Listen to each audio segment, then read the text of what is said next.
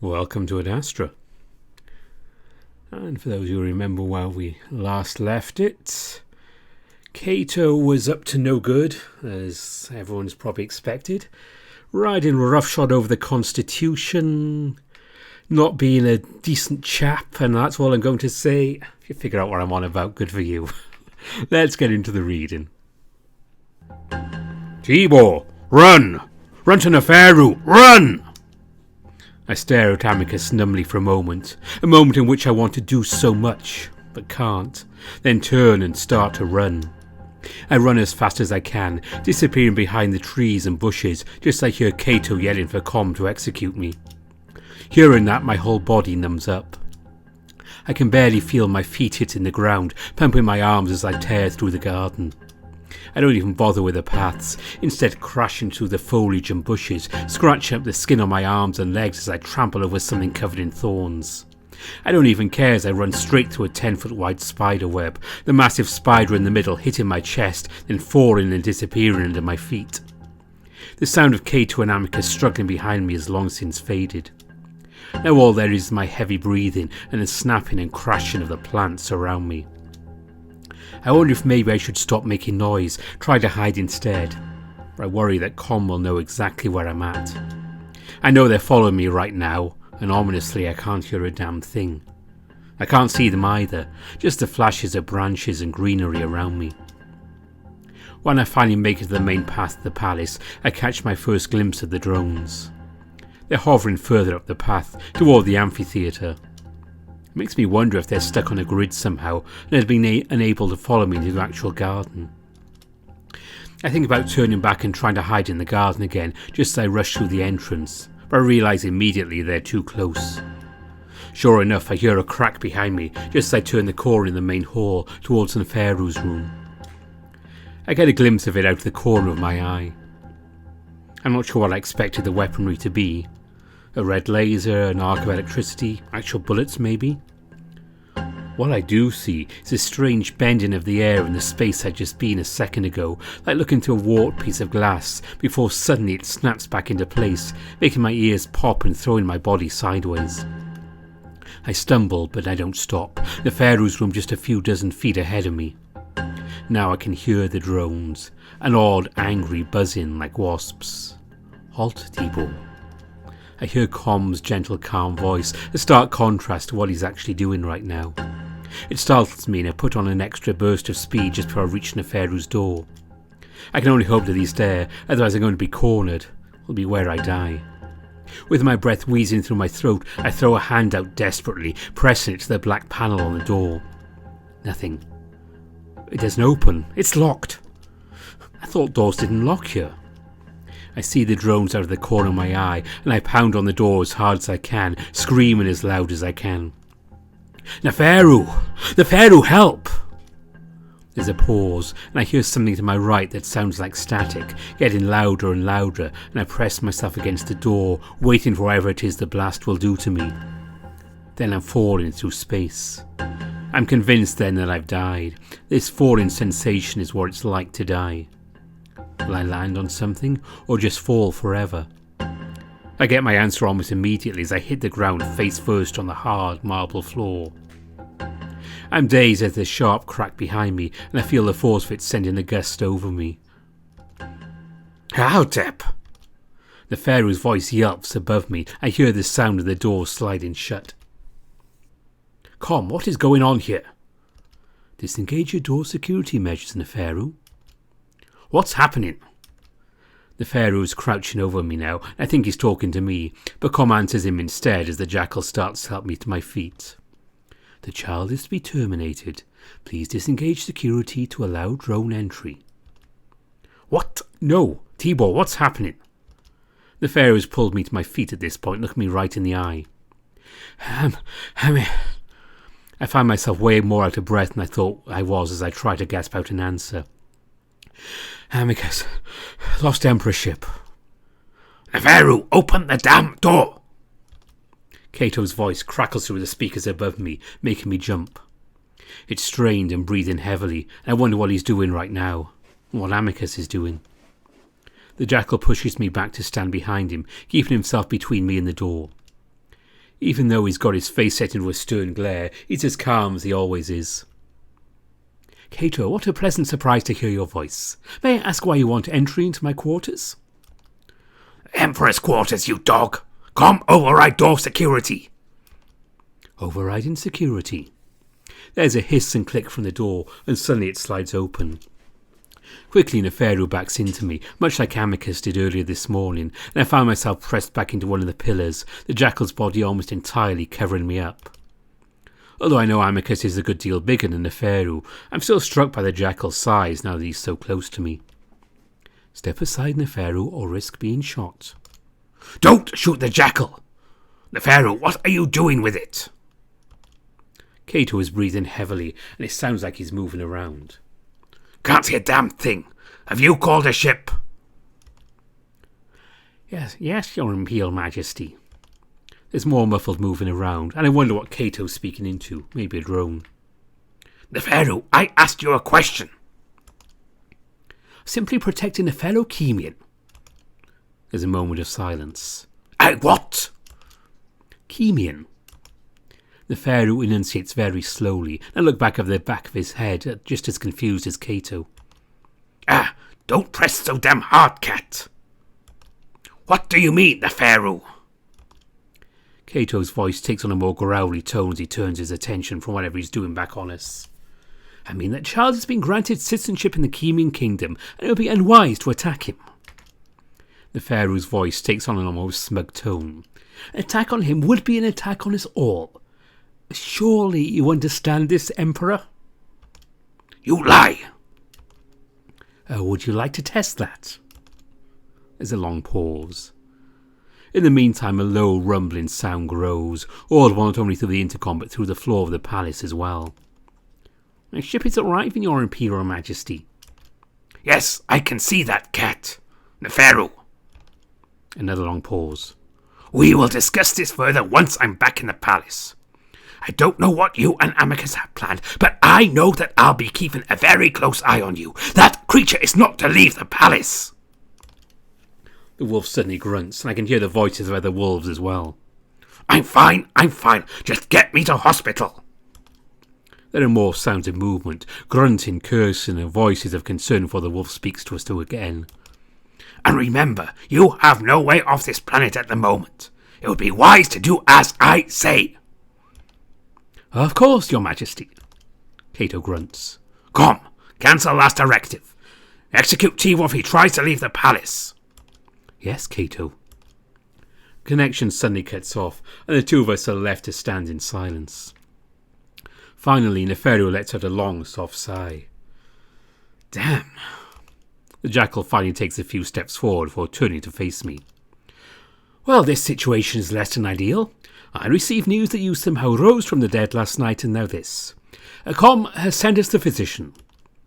Even though I'm caught my breath at this point, I realise I'm sweaty and covered in scratches. Cannot comply with directive. Felix is currently in the dungeons.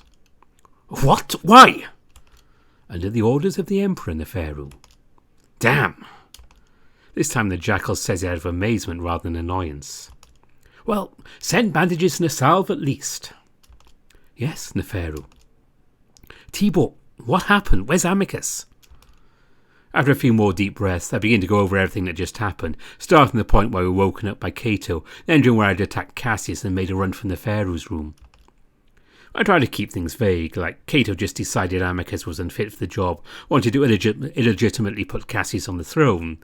But of course Neferu immediately realises that I'm leaving things out. Then why does he want you executed? Well, it seems odd he'd suddenly decided to do all of this now. I hesitate, and it's at this moment the door slides open, causing me to jump and cower as a drone enters. Steady, Tibor. It's just the medical supplies I requested. Have a seat on the bed. There are two beds, but the jackal gestures at the smaller one. Dumbly, I point this out to him. Why do you have two beds? As I sit, Neferu sets the supplies, all laid out on a metal tray to the side, uncorking a bottle and dipping a brush into it. He then starts to apply a dark orange liquid to the cuts on my arms and legs. Well, one for the Emperor, and interestingly enough, this one for the Emperor's pet. Lift your arm. I do as he says, still feeling numb as he starts to coat a rather deep cut on the underside of my arm. Can we go find Amicus? Where is Amicus, Com? That information is confidential and only accessible by the Emperor, Neferu. I see the jackal's eyes narrow as my stomach twists. What does that mean? Could mean any number of things. I clutch my hands together, feeling my anxiety grow. But is he all right? What if Cato did something to him? Neferu rests a paw on my shoulder. I understand you worry for Amicus' safety, but also understand that Cato would not even think of taking Amicus' life. Your wolf is likely imprisoned somewhere after what he did. Doesn't make me feel all that much better, but I manage to hold still as the jackal continues to treat me. After a period of silence, though, Neferu sighs. So, at this point it seems we're in a rather precarious situation. I promised Amicus that if something happened to him, I would do everything in my power to keep you safe. Neferu pauses and only continues when I look up to meet his eyes. It would seem that what he worried about has come to pass, and now I must carry out that promise. But to do that, I need you to be honest with me so I may know exactly what we are dealing with. I gaze at Neferu for a while, wondering how much is at stake right now. The events of the past hour have left me emotionally drained, numb aside from the twisted anxiety of wondering what's happening to Amicus right now. I feel myself deflate. Amicus made first contact with me. Cato found out. I wait for a moment, wondering if the jackal is just going to toss me out into the hall after learning such a terrible secret. But when Neferu doesn't say anything, I look up. I guess I expect to see a look of shock or even horror on the jackal's face, but it mostly just looks annoyed. You know, I had suspected such a thing considering of all the odd quirks you possess. I'd also thought that even Amicus would not be so foolish enough to do it. I feel myself grow a little defensive. Hey, he didn't know. We've been contacted by the wolves before, but we lost the history of it somehow. Even so, he should have taken more care. That's in the past now, however. We must focus on the present. Aren't you worried about getting in trouble? Me? Why would I be worried? Isn't an authorised first contact, really, really bad? Well, yes, but I'm not the one that committed the crime. The burden rests on Amicus and on the wolves. I'm merely here to help a sapient that did not know was an uncontacted alien. Neferu starts to wrap the bandages around the deepest cut on my arm. And how did I become a citizen? I authorised it at the embassy shortly after the deal I made with Amicus. You were never officially his pet, thus never a member of the Empire. We thought it best to simply grant you citizenship in the meantime. You can just do that? Well, yes, I'm the son of the Pharaoh. Don't have to sign something, or something. It's been taken care of. How? Again, son of the Pharaoh. I sit in silence for a while, trying to comprehend all of this while still worrying about Amicus. Can we find out where Amicus is? We will shortly. How? Even if it was supposedly a secret, word spreads fast in these halls. Why are you helping me? This is all so crazy.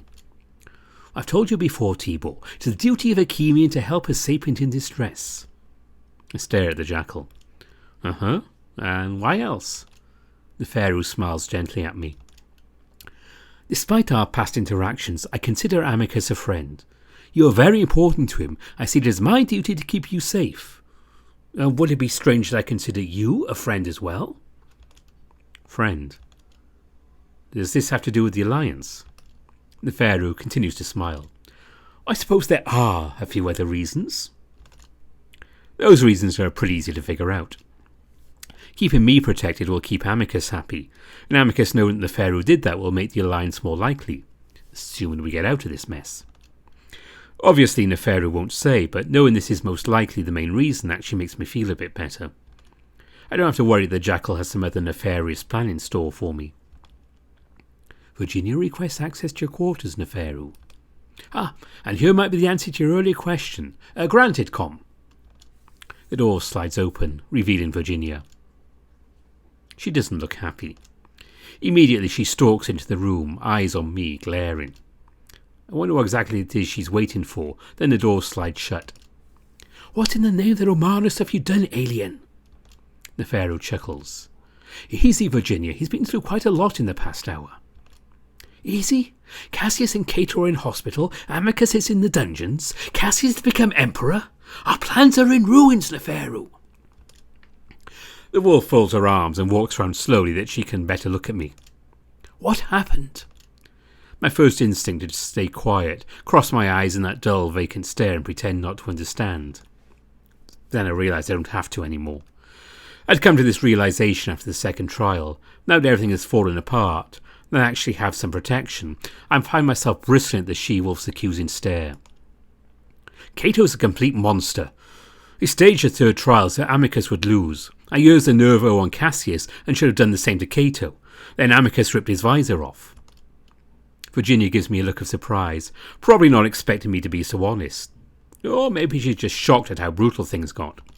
She then looks to Neferu, who nods in response. But why? That's when I hesitate again, but again I feel like it doesn't matter much anymore. Amicus made first contact with my species. What? The wolf looks horrified, bringing a paw to her muzzle. Now this is the kind of reaction I'd expect. Why would he do such a thing? I don't know. His research on my planet told him otherwise, I think. Virginia just stares at me, then looks away toward the door. Honestly, knowing your brother, it's not all that surprising.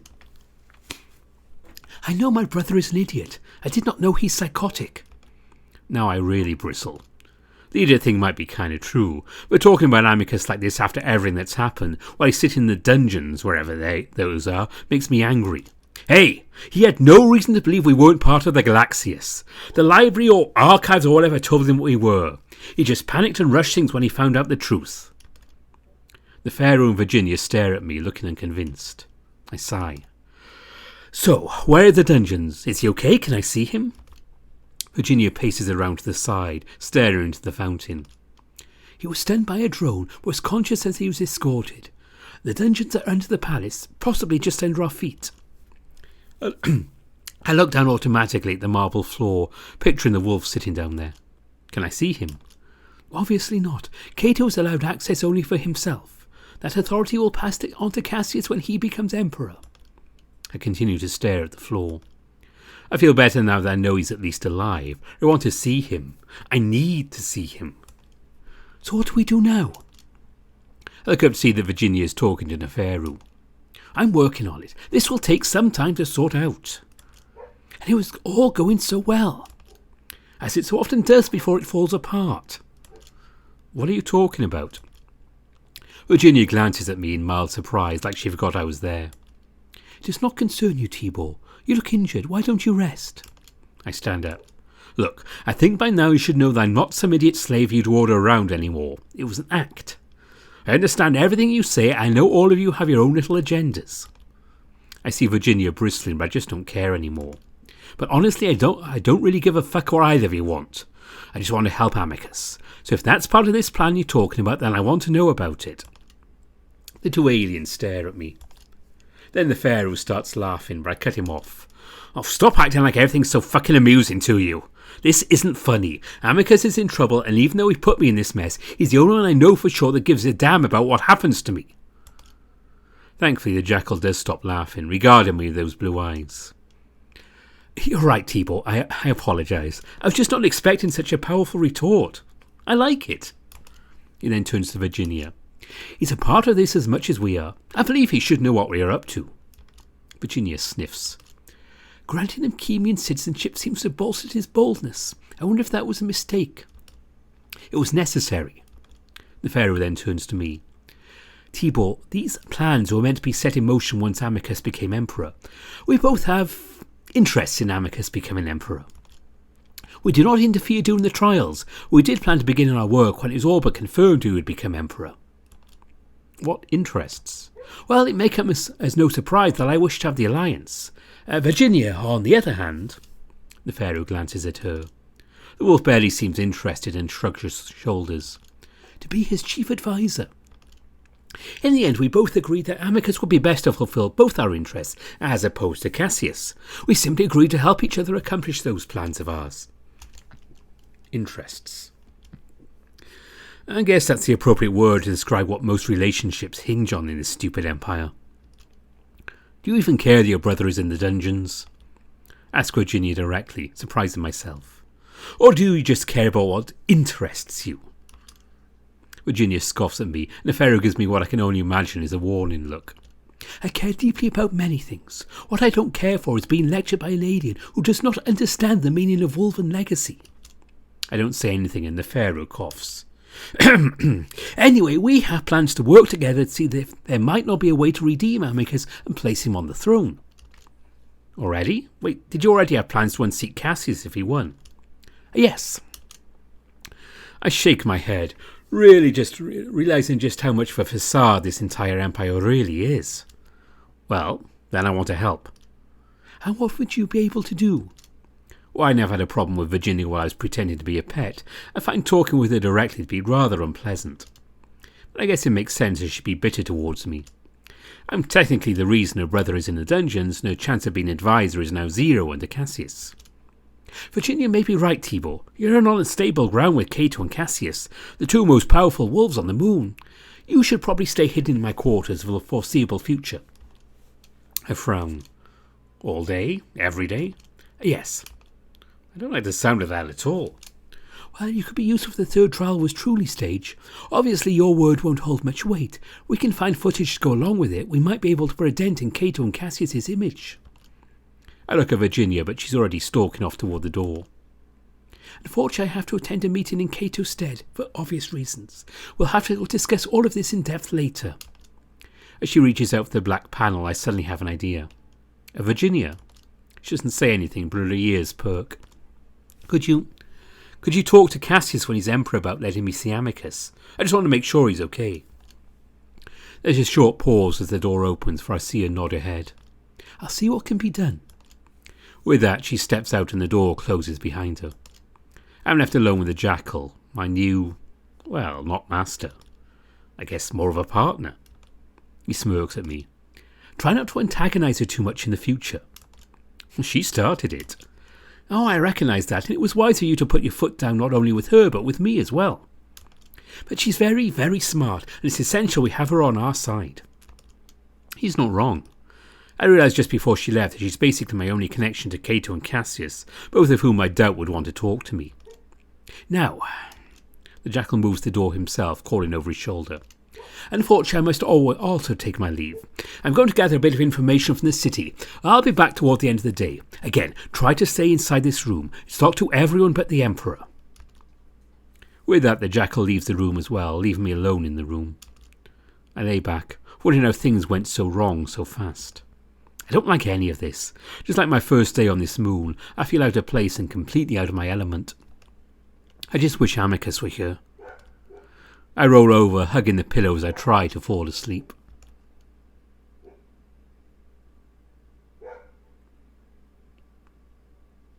The idea of me staying in Neferu's room constantly for the foreseeable future doesn't last long. In fact, a few hours later I found myself leaving his quarters and wandering the halls of the palace like I have so many times before. Cato and Casius probably won't be back for a little while, so I don't really have anything to be worried about as far as I know. Just as I'm thinking this, I see something out of the corner of my eye. A grey tail, green stripes. Alexios. Seeing the cat suddenly reminds me of all those suspicions I've been keeping bottled up about him, if only to keep the peace in the palace. Again, with all that thrown out the window, I find myself fast walking in Alex's direction, determined to confront him. While I feel like complete shit after what's happened, I also feel completely liberated. Cat's out of the bag. I can basically say whatever I want now. Well, mostly. Definitely should still be careful. I turn the corner as I'm thinking this and find myself standing just a dozen feet away from the cat. Alex bent over as he waters one of the plants. He's humming again and he's smiling when he looks up at me. That smile immediately vanishes. He drops his watering can, sending it in the contents, splitting across the floor with a clanging noise. He basically lost all chance of looking not suspicious in the first second he saw me. Yeah! Tibor, how are you for this fine morning? Terrible. What are you doing? Oh, I'm so sorry to hear that. Are you feeling ill? What happened to your arm? Alex's eyes go to the bandage on my bicep, but I ignore him, taking a step forward. In response, he takes one back. What have you been up to? Up to? His eyes dart left and right as if looking for an escape. Telling Neferu about me, telling the triumvirates about what I told you. I don't know if he actually did that last one, but his reaction seems to tell me. His eyes widen and he backs away. I have no idea. Did you talk to Cato yesterday after you saw me in the gardens last night? You realise what's happening right now, right? Tibor, you're scaring me. The cat continues to back away. I follow, and that's when Alex just gives up on his act, turns tail and sprints down the hall. Before I know it, I'm running after him, eyes focused on his thrashing tail as his sandals slap against the marbled floor. Stop chasing me! I don't know what you want! I don't bother responding, starting to reach out to grab the back of his robes. Just as I make contact, though, he comes to a sudden halt, pressing himself against the walls so I stumble and slide past him. He's at a door and he presses his paw to the black panel so it slides open before he dashes inside. I don't think he's really thinking about where he was going to end up, because I know that that's the bathing room, and I know he's trapped. I turn around and run inside after him, just in time to see him, still sprinting, slip dramatically on the wet floor, flying through the air for a moment before landing painfully on the corner of the bath.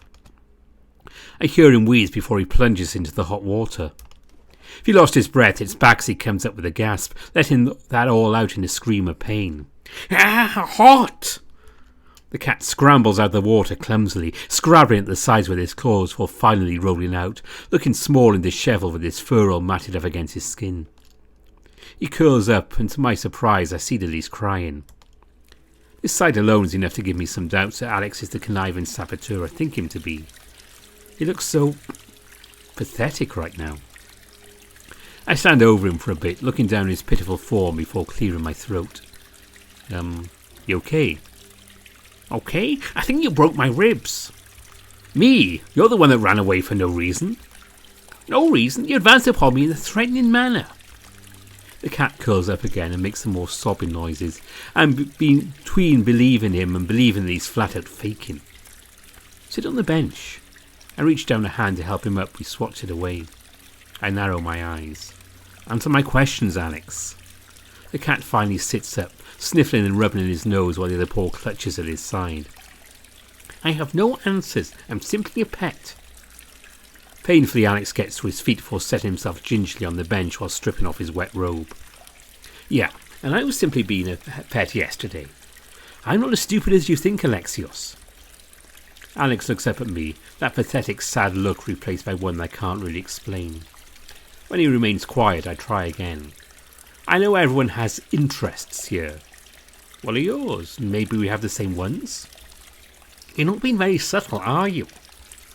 What you did yesterday wasn't subtle at all.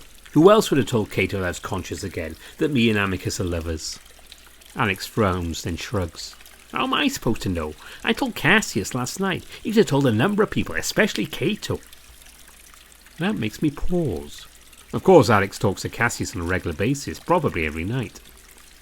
It would make much more sense that the wolf was the one to tell Cato rather than Alexios. What about the lovers thing? You're the one that suspected.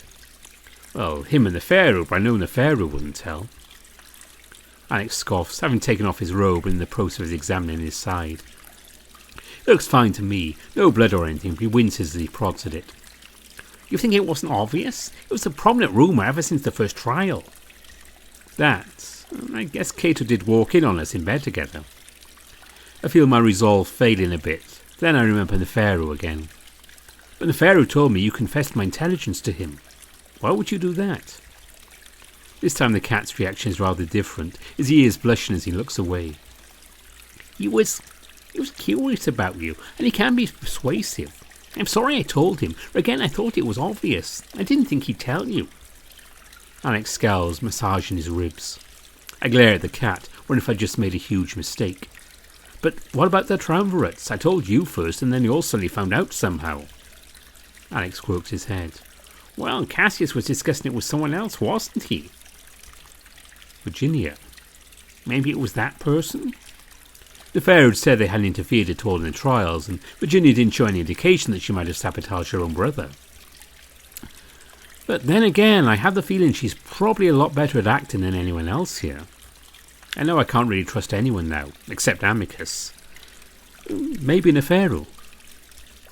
I'd been so confident just moments ago. Now I found myself feeling guilty as I watched the sopping wet cat clutch himself hunched over.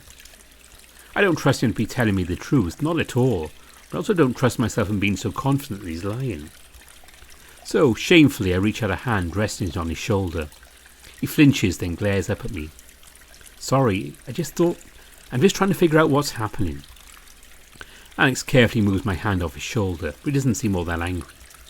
Well, it's fine, just don't do it in such a brutish manner next time. You frighten me. Yeah, and sorry about your ribs too, even if you did that to yourself. Alex probably hears the smile creeping in my voice at the end of the sentence, but he glares at me again. That really hurt, you know. Now I have to go to the city to see a physician. I have to take the awful bumpy carriage too, since Casius forbids me from flying. Alexios shakes his head. I rub my arm awkwardly. Why's that? Alexios looks up at me. Well, ever since his father's ship crash investigation was botched, he's petrified of it. Botched? Yeah, so they don't know how it crashed. Odd thing, isn't it? Yeah. Just when I was having my doubts, I get another flare of suspicion as to why he's telling me something like this. I brush it aside for now. So you know about everything that's happened? Vaguely, though I'd rather not be involved. Anyway, I suppose it's not so inconvenient for me that I go. I was meaning to visit Casius in hospital today anyway. The cat stands up, bending over the grimace to pick up his robes. And I am sorry about what happened to your wolf. I hope you're able to figure it out. And with that, the cat walks out of the bathing room, his tail dragging limply behind him. I want to say more to him, to figure out exactly what he's up to. I might have been wrong about him, but I also don't feel satisfied with his explanations. I can tell now they were not exactly friends anymore, even before I caused him to shatter his ribs and boil in the hot tub. Sit on the bench for a while, thinking about soaking in the bath. I realised then that the last time I did that was with Amicus, and doing so now, alone, would be way too depressing. I get up and leave, hoping that Virginia took my request seriously. Imagining the wolf below me, alone, is too much to think about. So I head back out into the halls, deciding to just go back to Neferu's room and stay there like I'd been told to.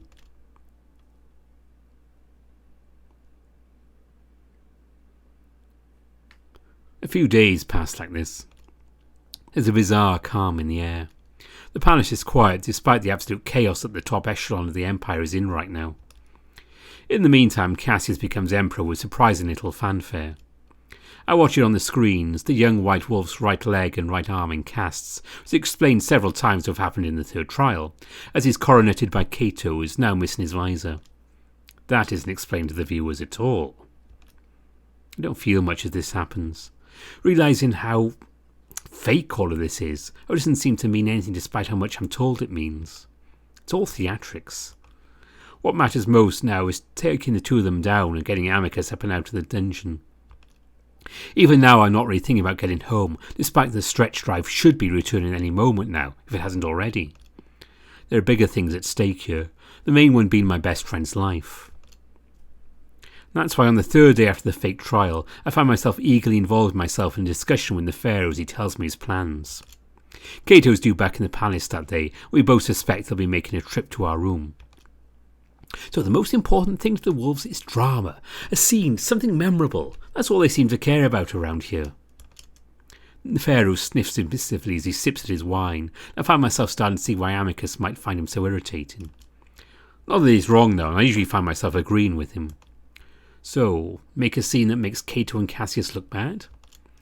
Well, most importantly, we need to find or even make up information about them that will irreparably damage their reputation in the public sphere. Like what Casius did to Amicus during the second trial. Neferu smirks. Or even worse than that, Tibor. Preferably something that shows disloyalty or insults the pride of the wolves in general. That is something they often can't look past. Didn't Amicus having sex with you show disloyalty or hurt their pride? Neferu waves a paw dismissively in the air. No, it's been established among the public that he was simply furthering his goal of an alliance with my species, which was completely in line with his character. As for pride, well, he wasn't the one raising his tail. I sigh. So, we need something about Casius and Cato that's out of their character? Yes, something that shows them not to be who they say they are. The public must distrust them. Neferu strokes his chin. It would be convenient to have all that footage that Virginia was talking about, but considering how secure it might be, that could be impossible. Worth trying to get, though. Yes, I'll have to discuss that further with Virginia. So, what should I be doing? Well, it feels good to talk about what can be done to help Amicus. I personally want to do something. Neferu pauses, then smiles at me.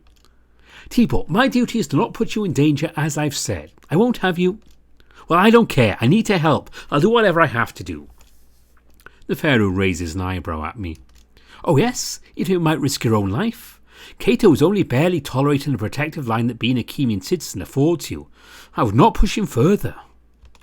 Then I'll do things behind the scenes. I don't care. I just want to do something. Neferu sighs deeply. We'll see. Just keep in mind that the most important thing to Amicus is that you stay alive. That's what you can do that will help him the most. I take that in, still not fully convinced there's nothing I can do. I'll certainly let you know if I believe there's a way for you to help. Well, as for me, my status leaves me untouchable, unless Cato wants to risk another war, which I guarantee you he does not. I'd imagine he has first-hand experience. Indeed. Neferu, Cato wishes to enter your quarters. I jump, wondering if the walls are thin enough for the old wolf to have heard us. Neferu doesn't seem surprised, though. As we expected. Con, please tell him to hold for a moment. I'm in the nude. Yes, Neferu. Neferu looks at me. I suppose our mission starts now. I have my own drone recorded in the corner there, hopefully to catch the old man saying something incriminating. What I'd like you to do is crouch behind those bushes, keep hidden and quiet. What? I thought I was supposed to be involved. You will be, but I'd rather he not filter himself because of you. I hesitate for a second, then quickly do as I'm told, even though I do feel bitter at the feeling of being tossed aside once again. Neferu, I will override the security again if you do not. Cato's voice crackles over the speakers. That's when the jackal opens the door, and for a moment his voice comes from two places at once. I'm pretty well hidden behind a few trees and bushes. My surroundings dark enough that I'm pretty sure Cato wouldn't be able to see me through the leaves and twigs I'm peeking through. The two males stand awkwardly across from each other, for Cato suddenly strides in, forcing the jackal to step aside, though Neferu keeps that smug smile on his face. What a pleasure it is for you to visit me today. As Cato walks in, I get a look at his face for the first time. I'd seen he lacked his visor in the broadcast, but seeing it up close. The stern looks I'd always imagined there is now broken machinery is definitely there. His eyes have a milky grey quality to them, heavily scarred. The old wolf stops just in front of the fountain, his ears poked up high. I wonder if he can see anything at all, and Neferu asks just that. How is your sight, your former highness? I see one of those ears twitch before the wolf slowly turns around. Non-existent, young prince. Oh, please, just call me Where is the alien? Neferu pauses. Yeah, Alex, or do you mean... You know damn well who I'm referring to, jackal. Neferu raises his paws defensively, even though Cato can't see. Apologies, Cato. Tibor told me he'd be in the gardens doing landscaping work. Cato snorts. I didn't hear him out there. It is a rather large garden, a very beautiful one as well. Cato doesn't respond, instead staring about the room. Oh, would you like some wine? Neferu gestures at the bedside table, picking up his own goblet to take a sip, loudly. I see Cato's ears twitch again before he turns to the jackal. What is your plan with the alien? Neferu frowns. A plan? Do not ever play games with me. That will be my only warning to you, jackal. Cato's voice is so cold and ominous that even Neferu's grin wavers, recovers quickly, taking another loud slurp of wine. Such good wine. One of the few superior products your people produce. Now, as for Tibor, I'm simply fulfilling a promise to Amicus. I see. That wasn't so hard to tell me then, was it? Speaking of, quite astonishing that you're so easily beaten by Casius of all people. Quite. I wonder how he's able to accomplish such a feat. It was broadcast. You would have been able to see it. Well, I don't watch Adastran broadcasts. Too much melodrama and propaganda for my tastes. Perknu is a combination of skill and luck. It's not always the strongest that wins. Of course, though I have to wonder, might any of that luck have been, well, manufactured? Cato is silent for a moment. Cato being silent is when you know that something is very wrong. Are you implying something, Jackal? Oh no, I'm simply curious. I came to study the politics and workings of the Empire, while also trying to improve relations between our species. I feel knowing all the facets of wolfen politics is important. Cato sneers. There's a fine line between studying and spying here. Neferu chuckles. Well, what I do know is you wolves often go about things in a theatrical fashion, and it's sometimes hard to tell what's real or not. I assume the fight to be, well, somewhat staged. Heh. Cato chuckles, immediately knowing Neferu's making a lot of mistakes here. I'm not sure what his plan is. Maybe he thought that Cato would be more friendly with him, or that he could lull the old wolf into a false sense of security somehow. Maybe he's just trying to feel the old man out. I also get the feeling that maybe he shouldn't have had all that wine before doing this. His suave, carefree attitude works on most, either to charm or to annoy, but Cato's not someone I feel will work particularly well on. Either way, it's clear Cato knows exactly what's happening. I know Kemins pride themselves on their intelligence, but I have to wonder considering your extreme stupidity. Oh? Neferu casually sloshes his wine about in his goblet. Your arrogance amazes me, young one. I know you're fortunate to have been birthed after the war, but it's as if you were never taught the history between our peoples. I've spent countless hours studying this history, Cato, and that's mostly why I'm here. Mostly, it seems the rest of that reason is to fuck with the delicate balance our empire is currently in. Oh, certainly not. I am merely an observer.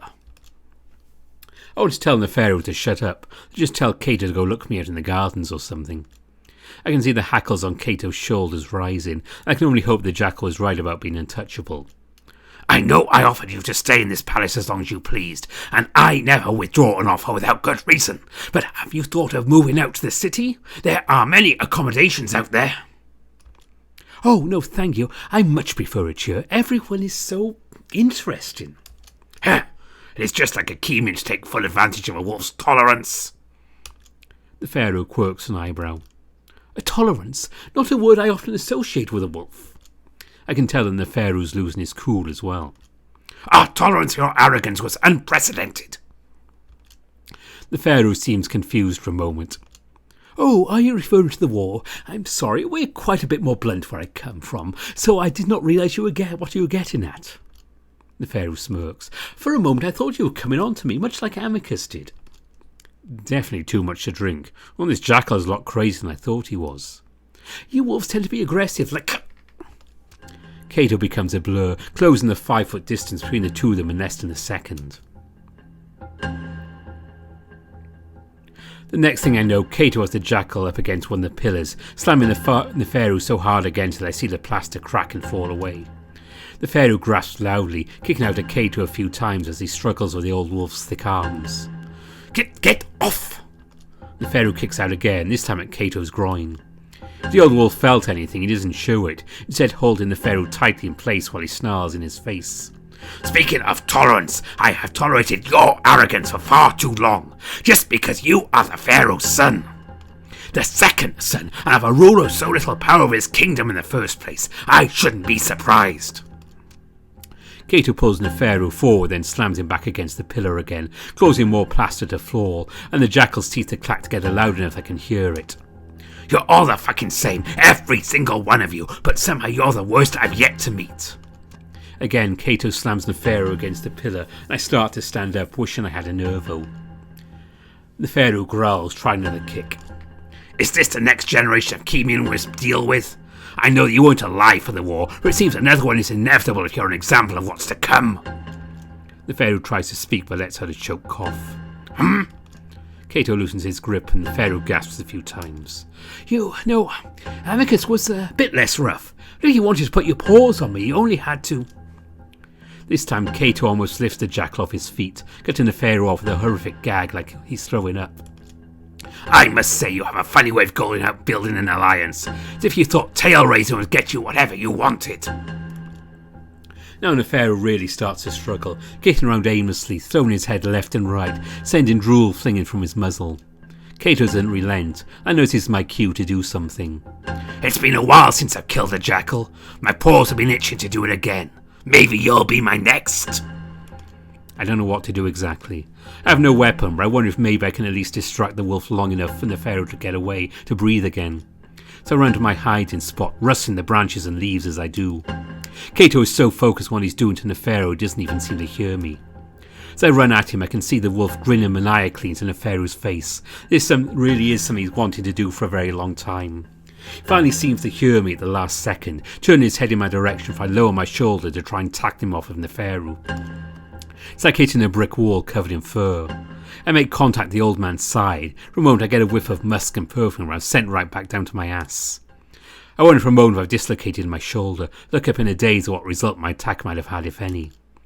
To my relief, I see Neferu on his paws and knees, gagging and coughing, drool stringing from his muzzle. Cato is standing slightly to the side, looking in my direction. Over my head, but he clearly knows where I am. He only focuses on me for a moment, though, then he turns his head in the direction of the coughing jackal, Neferu crawling away at this point. Cato makes his way towards him before drawing back a foot. I can only reach out, not even having time to ask Cato to stop, before the wolf kicks the jackal between the legs. He does it so hard that I see Neferu's knees skip off the ground for a moment, where he puts his face first into the marble, on his knees and clutching himself as he lets out a howl of agony. I cringe, immediately thinking of the time I kicked Amicus, how much harder Cato must have kicked Neferu. I start to move toward them again, in case Cato thinks of doing anything else. The old wolf simply stands there, breathing heavily, head tilted down as he listens to Neferu moan. For the kicks you gave me earlier, that should put your whoring out of commission for a few days, no? Neferu is curled up on his knees at this point, paws tucked into himself. At this point I see a gush of red liquid overflow from his muzzle. One horrific moment I wonder if somehow Cato kicked him so hard he'd ruptured his organs or something. But no, it's the wine that spills across the marble. Cato wrinkles his nose at the retching sounds before carefully stepping around the jackal. As I said, I won't withdraw my offer for you to stay, but there are many apartments open in the city. Just know that you will not be able to take your new citizen with you. Otherwise, I'd like to try discussion again in the future, if you're willing to be more cooperative. With that, the old wolf stalks out of the bedroom. At the same time, 2 white drones float in, hovering over Neferu. One lowers itself to the ground to begin cleaning up the mess, while the other holds out what looks like a couple of capsules on a plate, which it balances on a metal appendage. Neferu, you seem to have vomited. Would you like anti-nausea medication? I stumble over the jackal to kneel at his side and try to help in any way that I can. He simply keeps his eyes screwed shut, holding up a paw before returning it to his sore spot. Awkwardly I rub at his shoulder, trying to ignore the smell as the drone does its work of cleaning up the puke. A few minutes later I manage to help the jackal to the bed, his breath ragged the entire way. Strange seeing him like this, usually so confident and in control. I never expected anyone to do anything like this to him. But I guess if someone was going to do it, it was Cato. Are you sure you're okay? As for what's probably the 3rd time as I sit next to him, and Neferu manages to smile despite the clear pain he's in. No, I'll have to go to the physician to be sure. All the way in the city since Cato saw fit to imprison the palace, doctor. Do you need, ice or something? I don't know, it hit you so fucking hard. I'll manage, I just miscalculated. I'll know how to handle him in the future. I frown, not really feeling like that's the case. As I'm trying to help him, though, Com's voice comes over the intercom again. Virginia requests access to your room, Neferu. Neferu suddenly straightens up, moving his paws from his crotch to his thighs. Granted. She nods at the 2 of us before wrinkling her nose. Smells like rancid wine in here. Indeed, what did you need, Virginia? To my surprise, Virginia turns to me. Instead of the hostile expression she'd been wearing the last time we'd encountered each other, it's much kinder, much to my relief. Tibor, I had a discussion with Casius about seeing Amicus. He seems accepting of the idea on one condition. There's a pause. What? Well, he wishes to speak to you in private. Private? Neferu immediately speaks up next to me. It's not wise, Tibor. We should negotiate with him to allow me to be there. Virginia laughs. You really think Casius would allow a Kemian in on a private conversation? Virginia pauses, eyeing the jackal, Neferu currently still hunched up despite his attempts to keep straight. What happened to you? Nothing of note. I raise an eyebrow, which Virginia sees. Tibor, what happened? Well, I pause, watching Neferu raise his inner eyebrow, but makes no attempt to stop me. Well, Neferu pissed off Cato and Cato hurt him. What? I was attempting to pry information from the old man about the stage trial. I was unsuccessful. Why did you even think you could be successful? Cato knows exactly what we're up to, no doubt. This is so unlike you. It jeopardizes everything, Neferu. Virginia seems completely bewildered, and now that I think about it, I have to agree. What was Neferu thinking? But then Virginia narrows her eyes as she sees the jackal grinning, now openly covering his crotch. What? Well, I may not have achieved exactly what I wanted, but I've taken something just as valuable. Neferu glances at the corner of the room where his drone is. You recorded it all. Yes, an attack on the Pharaoh's son will not look very nice on the Chemian news channels, will it? Neferu. A dark tone enters the wolf's voice. That risks war. The jackal rolls his eyes, adjusting himself rather lewdly. I would never actually send it, but Cato does not know that. It's simply convenient blackmail material if things don't go as planned. Virginia squeezes the bridge of her snout, closing her eyes. You don't know Cato very well, do you? And neither do I. Sometimes I believe he wants another war. Did he hit you? Virginia's eyes drift lower. Yes. Anyway, he's no longer the emperor. It's Casius I'd use it against. You know Cato is his advisor? But still not the emperor. I would hope your brother has large enough stones. Again the jackal adjusts himself. To do his job and not listen to a warmongering advisor. One would hope. Virginia continues to look unconvinced. I shift around impatiently next to Neferu. So, did you want to see me now? Virginia turned to me, again looking as she had forgotten I was there. That seemed to be the case. Neferu sighs loudly. At least try to convince him to allow you to be present, Virginia. I don't want Tibor to be left alone with him. There's little to worry about. Cass is not Cato, but I can try. Virginia looks to me. Ready, Tibor? I quickly get up, following the wolf to the door. I look back at Neferu, the jackal looking uncharacteristically dishevelled as he's still hunched up around his junk. He gives me a meaningful look, probably meant to tell me to be careful, so I give him a quick nod before following the wolf out of the door. We walk in silence, the only sound being the birds and the swishing of our robes as we make our way through the halls. I'm not sure exactly where we're going, but after a while I realise it must be the throne room. I stare at the back of the she-wolf's head, contemplating a few things. Virginia's the person I know the least about this palace. Which probably means she's doing the best job at playing this little game. I want to ask her about a lot of things, but I'm worried about overstepping boundaries, something that seems rather easy to do with her. As we get closer to that door, I can't help myself from asking at least one question. So do you care that Amicus is in the dungeons? Like you want to get him out, not just because you want to be his advisor, right? Immediately I see the wolf's ears flick back in, hopefully mild annoyance and not extreme anger. Her voice is steady when she answers me, though. First of all, it's not any of your business what my motivations are, Tibor. Virginia doesn't follow up immediately, so we're left in an awkward silence as we walk the last 10 feet to the throne room door. She pauses then, finally looks at me, her eyes narrowed. But Amicus is my brother, and for that alone I love him. Though he's a complete dullard, he's one of the few to be genuinely kind to me in this palace. He is a good wolf. Virginia turns away, raising a pawed horror over the black panel. But you'd already know that. With that, she presses the panel and the doors slide open. I immediately spot Casius at the other end of the cavernous room, looking a bit small and insignificant on the extravagant throne. Probably not the best impression for the Emperor of Adastra to make. As I'm thinking this, we begin to make our way toward him. A drone hovers in front of the white wolf, holding up a screen under his face. He's not looking at it now, though, instead narrowing his eyes at the two as Virginia escorts me to the base of the steps. Here he is, brother. Casius shifts around in his seat, and for a moment I think I catch sight of some sort of booster seat under his rear. Thank you, Virginia. You can leave us be now. Virginia hesitates, clasping her paws together in front of herself. Brother, I would feel more comfortable if I were allowed to stay. I'd rather not leave you alone with an unprofiled alien. Casius snorts, waving his paw dismissively. I've interacted with it many times before. I will be fine. If not, then the drones will take care of him. Casius makes eye contact with me as he says that last part, clearly meaning for me to take it as a warning, or a threat. Virginia hesitates again, and Casius's eyes drift toward her in a question. That's when the she-wolf bows deeply before turning away. She passes me, she gives me her own look, not unlike Neferu's. Be careful.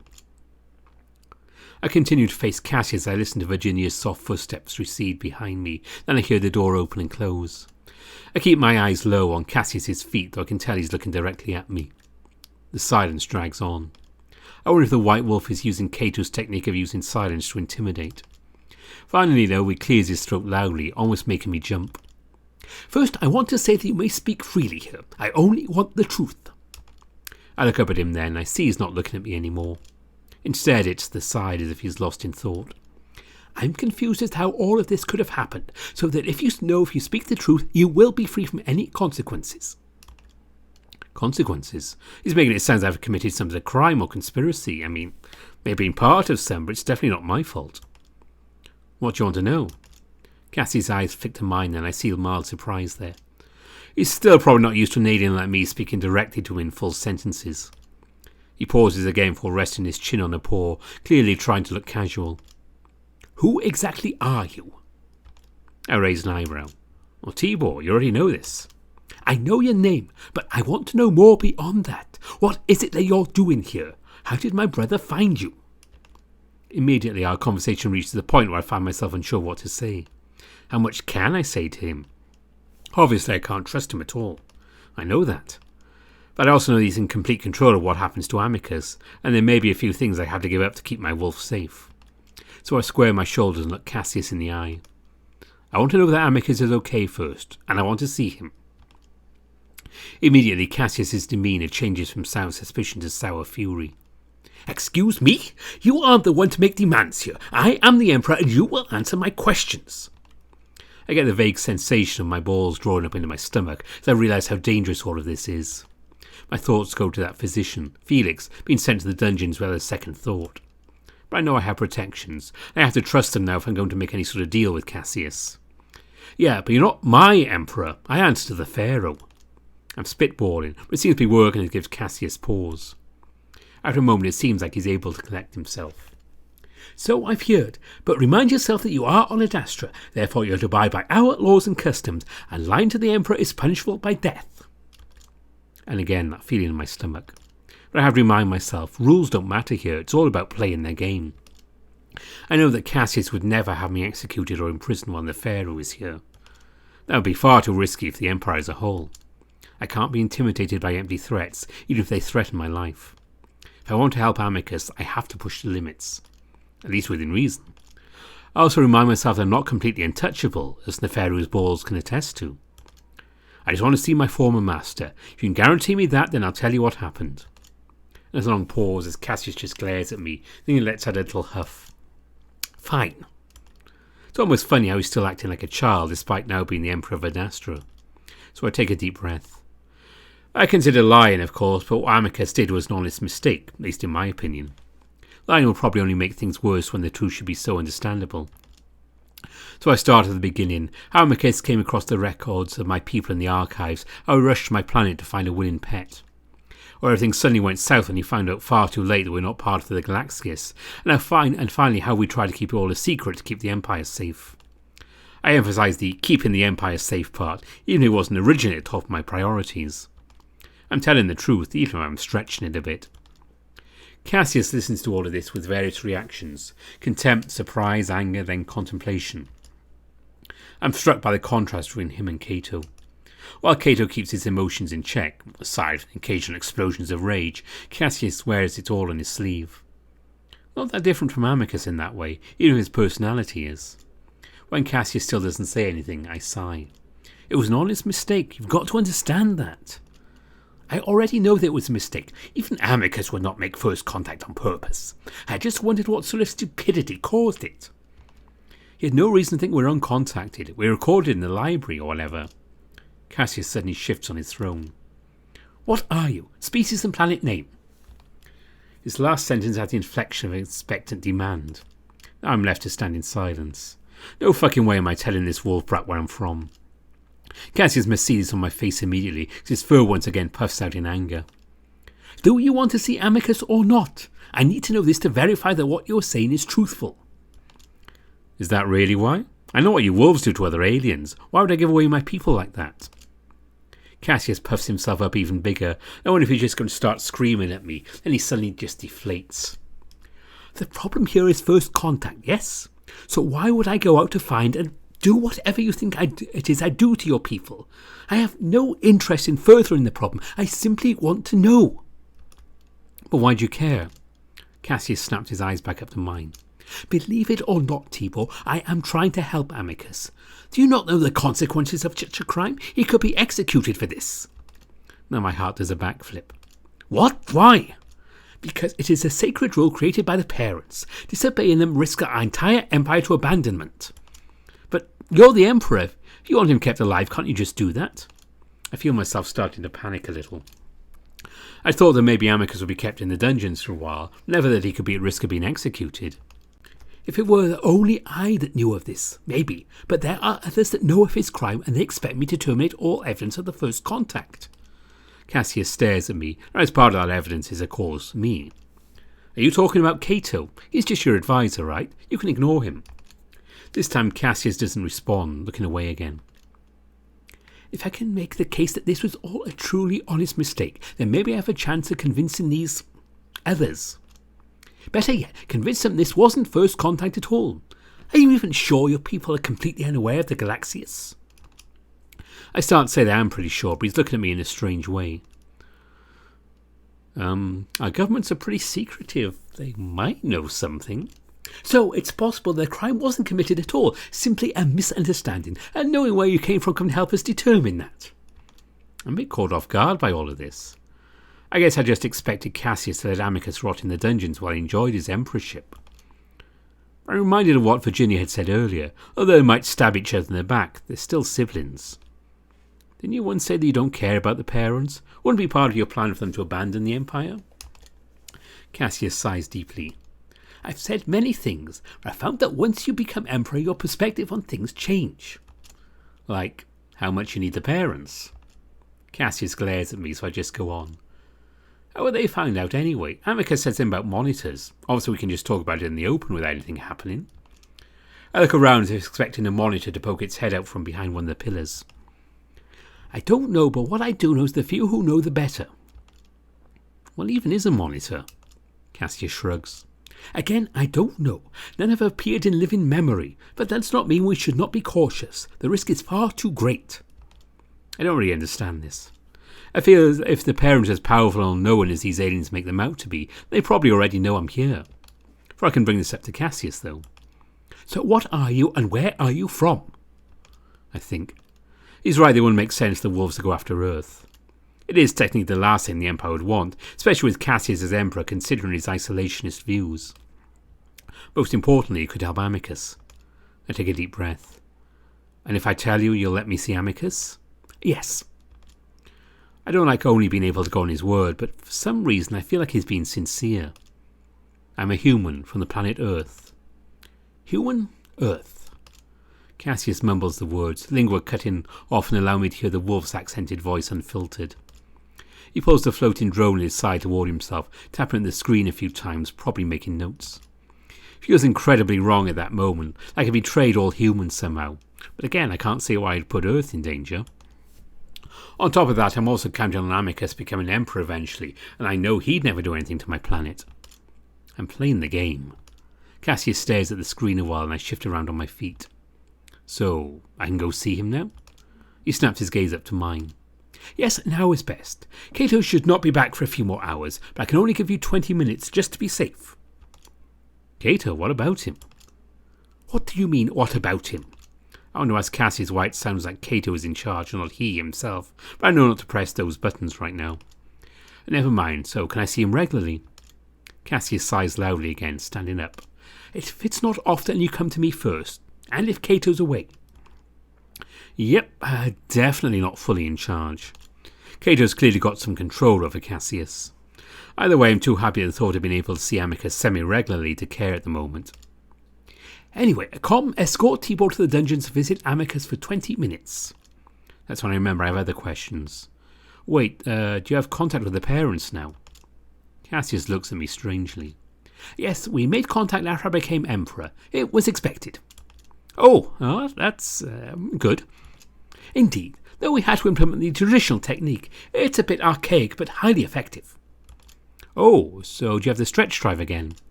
Casius looks at me suspiciously. Hey, I need to get home eventually. You'd be getting rid of the problem if you got me there. Well, no, not yet. I've only spoken to them a few times. I'll be meditating on that today. I'll keep you updated when we discuss things in the future.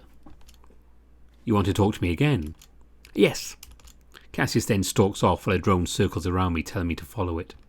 I think about apologising now for the whole Neferu incident, then I realised that he's not going to mention it, then maybe I shouldn't either. I realised then how strange the whole exchange has been. Casius seemed like a whole different person. But I guess now he thinks of me more of an equal, at least in terms of intelligence. Makes him almost tolerable. I'm now to a part of the palace I've never been to before. We go through a small door, into a small room and there's a small pit in it. A ladder leads down to this pit, a pit that I can only imagine leads to the dungeons. The hole is dark, and as I pause I can feel the drone hovering behind me. Please proceed down the ladder, Tibor. I get a prickling sensation on the back of my neck. I wonder if for a moment there's some sort of trap. I mean, of course it feels like a trap. I have a creepy AI nudging me towards a pit of darkness, all set up by Casius. Despite the feeling, I force myself downward, shakily lowering myself the ladder, several times feeling as I'm going to slip and fall. I have no idea how deep this thing goes, but as I start to think it might be a significant drop, my foot hits solid ground. To my surprise, I get exactly what I'd been expecting. It's what looks like, well, a straight-up dungeon. Dim yellow lighting is cast across the stone walls and floor, the air musty and stale, the hall's quiet. The air is cold, and fleetingly I'm glad that Amicus has at least that. And as I'm thinking this, I hear movement up ahead. Shuffling footsteps and shadows being cast on the walls of the hallway in front of me. I take a few steps forward, but Con buzzes behind me. Remain close to the ladder, please. I stop and wait impatiently, wondering if what's up ahead is indeed Amicus.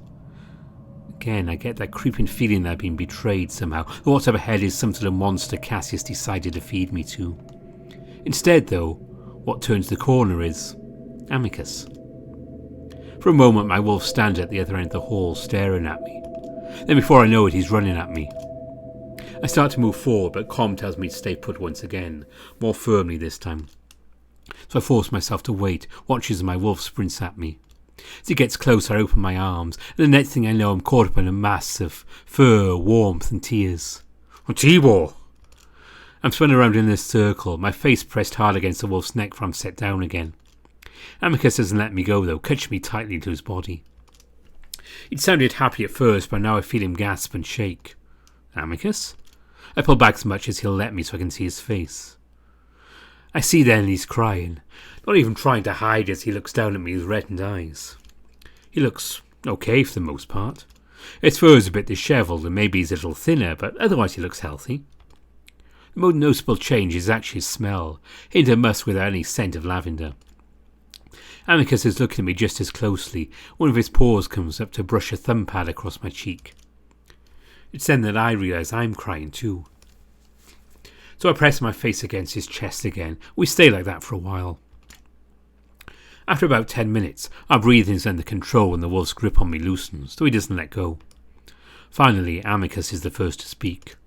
Oh, Tibor, I'm so sorry. What are you still doing here? You're a Chemian. You need to go to Neferu and tell him that you want to be taken home. Or at least a Chemia. His voice breaks. You need to get off of Adastra. It's not safe for you here. At the very least, have Virginia help smuggle you from the palace. You could... I reach up a hand and press it against his muzzle, both to stop him from telling me to do things I won't be doing, also because I feel like Com is recording this, even if Casius doesn't mean to monitor us. Amicus pauses in surprise as I clamp his muzzle shut.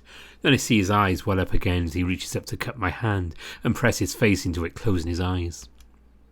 I'm fine. I'm here to help you. I choose my words carefully. I'm going to help you, and I'm not leaving until I do. Tibor, I'm not leaving. Please. This time I bring my other hand up to his mouth. I'm safe. Neferu's keeping me very safe. Nothing can be done to me. I'm a Chemian now. 10 minutes remaining, Tibor. Already? Suddenly I'm pressed up against the wolf's chest again as Amicus hugs me tightly. Oh, I'm such a damn fool. I never think of others. I ruined your life, and for what? No. I press back again. I know that I can leave with Neferu's help, but I'm choosing not to. Amicus opens his mouth to say more, but I cut him before he can. I want to be here and I'm going to... I'm about to say take down Cato, but I cut myself off. Help you. Even Casius wants to. I'm going to get you out of here no matter what. More tears start to well up, so I just hug him and we stay like that for a while. I wish I thought of things to say. I'm sure there are things I could have brought up that might have helped me or Amicus. My mind is blank, so all I want to do is hold my wolf. Oh, please, just don't involve yourself too much. Or keep yourself safe. Being a chemo doesn't guarantee that all that if you meddle. I can hear Amicus trying to choose his own words carefully. Yeah, Cato's already shown me that. Amicus jerks back, looking at me. Did he do something to you? Oh, not me, Neferu. What happened? Neferu was being kind of forward and he got kicked in the nuts. What? Yeah. But he's Neferu's son. Yeah, so I know I need to be especially careful. Look of shock on Amicus's face slowly changes to one of slight amusement. Well, that's something I can't imagine. It was definitely something. I'm glad to see Amicus smiling at least a little. 1 minute. I feel a flash of annoyance at the AI for Amicus is hugging me tightly again. I'm going to be careful. I'm just going to help everyone figure out how best to clear your name. Oh, I love you so much. I love you too. Time limit has been reached. Please proceed to the ladder, Tibor. Please proceed to your cell, Amicus. Amicus's embrace doesn't loosen, and instead he lowers his head to kiss me. I kiss back. Please untangle your limbs and oral cavities and proceed to your respective directives. Amicus huffs in annoyance before drawing back. And I'll be back. I just need to ask Casius of the right times. All right. There's much more I want to say to you, so please return soon if you possibly can. Of course, as soon as I can. Amicus gives me a small smile. Though I see tears in his eyes, they don't overflow this time.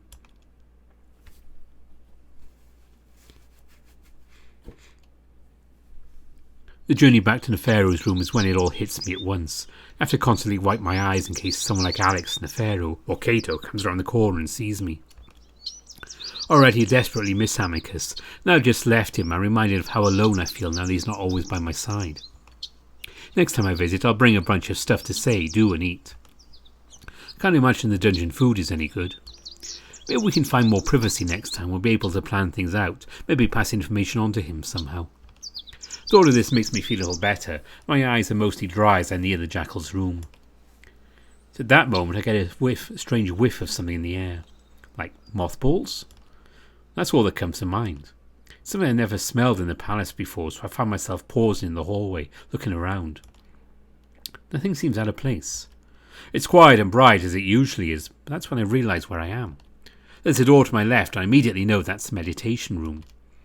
I remember then that Casius mentioned he wanted to meditate, to talk to the parents. Is he in there doing that right now? Is that smell part of it? I'm reminded of the night I first met Amicus. I smelt something like burning rubber in the air. This isn't that, but I have to wonder if maybe the parents emit this odd smell when they arrive. I stand there for a while listening. I don't hear anything, but that smell continues. I know now that it's definitely coming from that room. My eyes are squarely locked on the black panel. I want to open it, but I know I can't. If Casius really is in the middle of talking to the parents, I could ruin everything.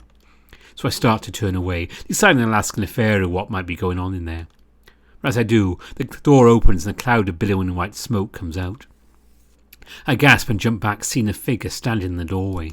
It's Casius, and he's hacking and coughing, gasping for breath. I can see that he's shaking too, and I'm about to back away when he looks eyes on me. His eyes are wide, bloodshot, and I can see what looks like vomit on his chest. His muzzle hangs open as if trying to talk to me. He's hyperventilating though, and that's finally when I step forward. Casius, are you okay? I have to walk into the cloud to get to him, and enveloped in that chemical smell, immediately coughing out the acrid smoke. Help me! Casius reaches out to me and I catch his paw. Immediately slumps against me and I stumble under his significant weight. Nowhere near to that of Amicus, but he is a wolf after all. What happened? I try to peer into the room, but it's so smoky. I see what looks like a little fire in the middle, though, a pot burning something inside. Did Casius hotbox himself with something? Parent, demons! I don't know what to do. At first I start to try pull Casius along towards Neferu's room, but I immediately switch course, deciding I definitely won't make it. Amicus's room is closer. I just hope I can still get in there. I can't. Casius whines and then suddenly lets out a retch. I try to ignore it, just kind of hoping that someone else will come around the corner to help me, even if it's Cato. As I'm thinking this, I realise that the hall seems to stretch further and further ahead of me. The light takes on an odd quality, strangely sharp and bright, and just like that I instantly fall into what feels like a dream. God damn it, what were you smoking? Parents! Casius squeaks. I'm angry not just because this dumb wolf got me high on who knows what, but because I'm realising this is what Casius was referring to when he said the traditional technique of contacting the parents had worked.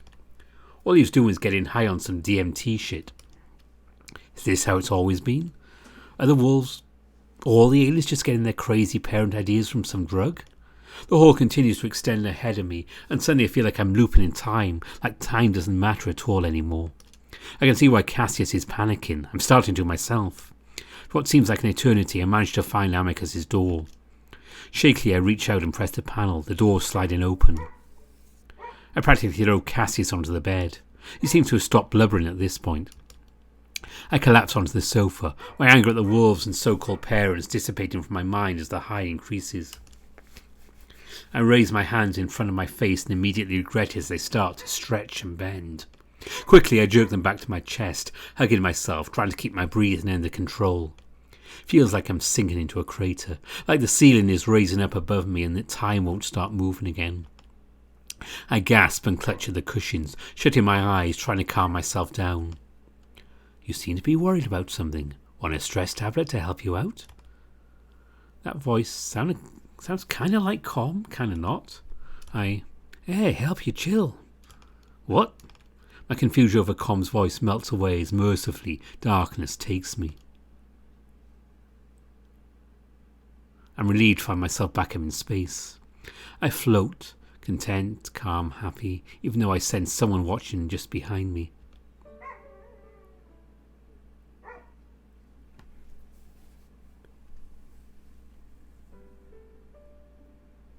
What is going on? So, I'm thinking that maybe this is a way to contact the parents. After all, this is very similar to what Tibor's experienced before. Just in a slightly different way. So perhaps Casius is doing something right, but no stretch drive, and he had to do that. I'm really suspecting the parents maybe don't really want to talk to the wolves yet. I think something is still up there. That's what, we assume was the parent. Tibor has to continue Mira's work. So he has to do more because with our lupus detestabilis and Casius in charge, if he is, that's not going to happen. So that's probably why they're not giving them everything. They're not going in the right direction. Speaking of which, remember back when Amicus was talking about the throne room? He said his father only used it a couple of times, as far as he remembers. And Casius has only been there 3 days. He's immediately on the throne, maybe on a booster cushion. Sounds pretty insecure to me. Not just the way he's acting, but I don't think he really feels like he's emperor. I think he knows he didn't win it fairly, and Cato is definitely up to something. I think we're seeing a different side of Casius. I kind of wonder if he never wanted to be emperor. He was put up to it by some unpleasant characters like Cato. Maybe there's another cabal behind Cato. Yeah. Are there wolf arms manufacturers? You know, people want to have more arms made for a war. Maybe there's some Chemians. Hedge fund managers hoping to crash the economy. There's lots of things going on that I think we will find out soon. But if I had to be pushed on it, I think Casius might turn out to be someone we can work with in the future. Or at least be, after we sort things out, he'll be okay to deal with. Cato, on the other hand, needs to be removed permanently. I would not trust him an inch. Yeah, next time, hopefully only a couple of weeks for me because Patron. We'll find out what's going on there, and as soon as I possibly can, when the public update comes out for build Quick Math 10, this was build 9 and 9.5, I will be recording that, get it out to you as soon as possible. Again, it will be maybe a month or so. So until then, thanks for listening, and thanks to Howley Haps and Blackson for doing all this. I don't know what I'd be doing with my evening if they hadn't. Until then, have a good time. Bye for now.